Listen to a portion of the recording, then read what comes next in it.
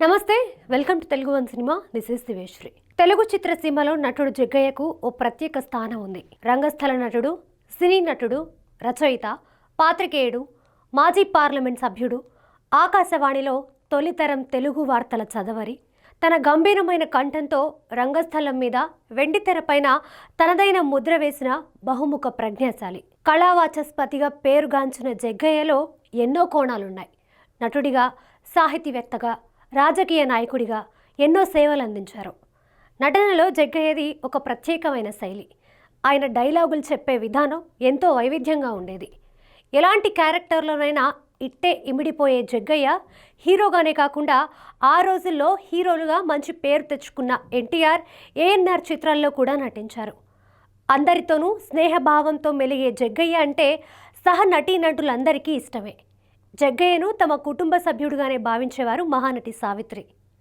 ఆయన్ని బావ అని పిలిచేవారు. మంచి స్వభావం ఉన్న జగ్గయ్యకు ఓ సందర్భంలో ఘోరమైన అవమానం జరిగింది. 1935లో తమిళనాడులోని సేలంలో మోడర్న్ థియేటర్స్ లిమిటెడ్ పేరుతో ఓ నిర్మాణ సంస్థ ప్రారంభమైంది. 1982 వరకు తమిళ్, తెలుగు, కన్నడ, మలయాళ, హిందీ, ఇంగ్లీష్ భాషల్లో 150కి పైగా సినిమాలు నిర్మించిన ఘనత మోడర్న్ థియేటర్స్ది. ఈ సంస్థకు అధిపతి టిఆర్ సుందరం ముదలియార్. క్రమశిక్షణకు మారుపేరుగా ఉండేవారు ఆయన. ఏ చిన్న తప్పు జరిగినా ఒప్పుకునేవారు కాదు. ఏ ఆర్టిస్ట్ అయినా తప్పు చేస్తే వారిని తీసేసి వేరే వారిని తీసుకునేందుకు కూడా వెనకాడేవారు కాదు. షూటింగ్ జరుగుతున్న సమయంలో ఫ్లోర్లో ఎవరు సిగరెట్ కాల్చకూడదు అనే కండిషన్ పెట్టారు. తమ సంస్థ నిర్మించే సినిమాల్లో పనిచేసే వారికి ముందుగానే ఆ కండిషన్స్ గురించి చెప్పేవారు. దానికి ఒప్పుకున్న వారినే తీసుకునేవారు. అయితే ఫ్లోర్ బయట సిగరెట్ కాల్చుకునేందుకు ప్రత్యేకంగా కుర్చీలు వేయించారు. ఎవరైనా అక్కడికి వెళ్ళి సిగరెట్ కాల్చుకొని రావాలి. ఇలాంటి ఎన్నో కఠినమైన నిబంధనలు ఆ సంస్థలో ఉండేవి.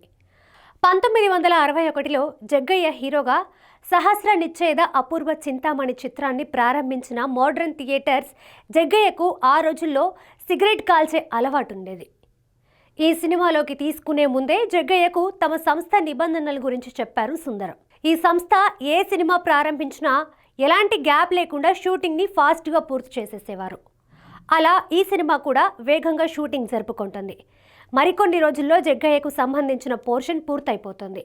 ఇలా ఉండగా ఒకరోజు షూటింగ్ జరుగుతున్న సమయంలో జగ్గయ్య సిగరెట్ కాల్చాలనుకున్నారు.